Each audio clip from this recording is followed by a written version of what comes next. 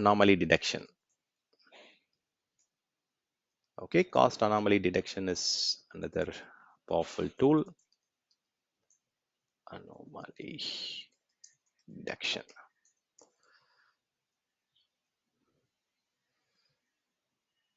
So as I told earlier, or when we started the class, we had this grouping, right? So cost anomaly detection, it is a control tool. Okay, so it controls us from avoiding creating any unnecessary tools or unnecessary instance type or unnecessary categories from getting created. You can configure it to control specific service or specific instance family or specific instance type. So it is very easy to configure. Okay, whenever the cost anomaly detection tool identifies a difference, or if whenever there is a change in trend or change in pattern, or whenever it says a difference, right? It closely monitors and gets the report from the CloudWatch tool. So don't worry about too many tools that are there in AWS platform. See, these tools are closely integrated. It is not going to overload your application by any means. They are going to leverage the existing tool. So the tool will look into the CloudWatch monitoring for the change in pattern and stuff. It is not going to directly look into the resource. Instead, it is going to leverage the other tools that are closely interlinked. So that way, it is not going to overload your network or your resources. It is all closely linked tools to each other. So they are not going to create more traffic or more overload or overhead on your resources. So here, let's say this cost anomaly detection, right? Currently, maybe on your storage on a daily basis, 5 GB data transfer out is going on. Okay, suddenly you see 10 GB or 15 GB data transfer out on a particular day. That is a difference, right? That is a change in the pattern, that is a change in the trend. So automatically this cost anomaly detection will tell you there is a increase in cost because of the difference in the amount of data transfer. This is going to impact your bill. So that is a cost anomaly, right? So that anomaly will be detected if there is a change in the pattern, or if someone has created a new service or someone has subscribed to a marketplace service. Automatically what it will happen, so there will be some let's say that service is $10 per month. Okay, so you will see a bill increase on based on the subscription. Or if someone is changing the instance type from general purpose to memory optimized, or memory optimized to some other storage optimized category, then there is a cost increase there also, right? So this particular tool helps you to be cost aware on where exactly you are creating it. You can create it across different AWS account at the organization level. You can also apply cost allocation tag and use this anomaly detection for specific services. Now you don't have to configure it across all the services. You can also go and specifically call out only for the resources which are tagged with this particular department or this cost center. You need to configure the cost anomaly detection. You need not configure it for all the services, only for the critical workloads or only for the season aware patterns. You can just go and configure it. See, this way there are options within the cost anomaly detection.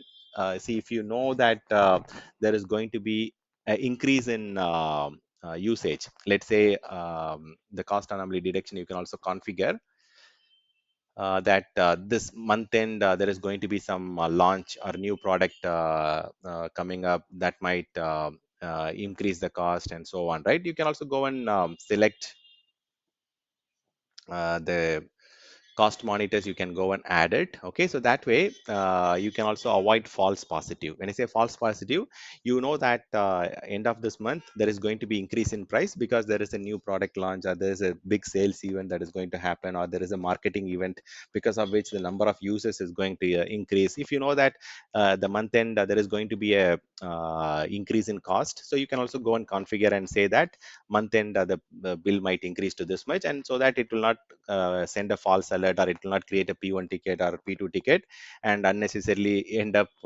discussing with the customer. So if you know certain things, and if you want to configure, create a monitor and say that ignore these things, you can also go and configure it as a false positive, and you can minimize the discussion and the time spent on doing all the due diligence, because operations team, they work in different shift, and they might not be completely aware of all these stuffs or this minute details which the business might understand, or the which application owner might know.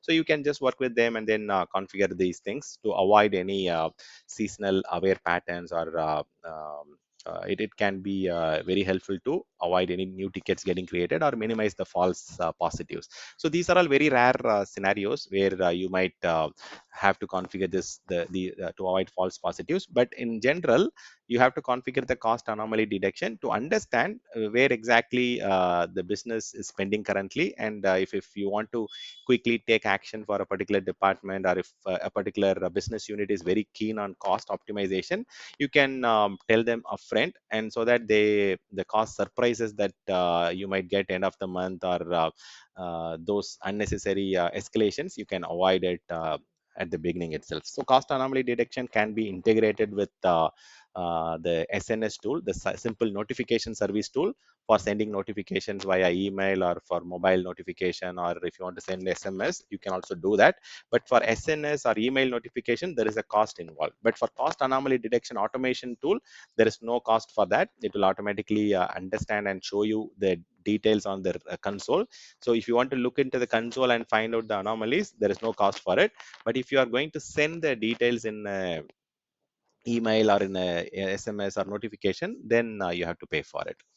So let's say the benefits of okay, let me just configure integration with SNS or a simple email service or chargeable, and you can get it in notifications via emails or SMS or some kind of format. So the benefit, I would say, you get to understand the monthly, weekly usage data. You can also configure rules to overcome certain alerts during a particular period. Okay, you can also create custom credit, so that if some business has got some credit for migration acceleration program or modernization program, this cost anomaly detection, you can go and say that I've got a credit, so don't worry about that alerts are spent, because I'm going to be covered with that credit. And this is also going to help you quickly identify the root cause. So maybe as a problem management team, or if you are a SME, or if you are part of the operations team, you want to understand the root cause quickly, right? So the root cause analysis can be quickly done on the anomaly detection tool. It will clearly show you which tool, which service, which product has resulted in the increase in consumption.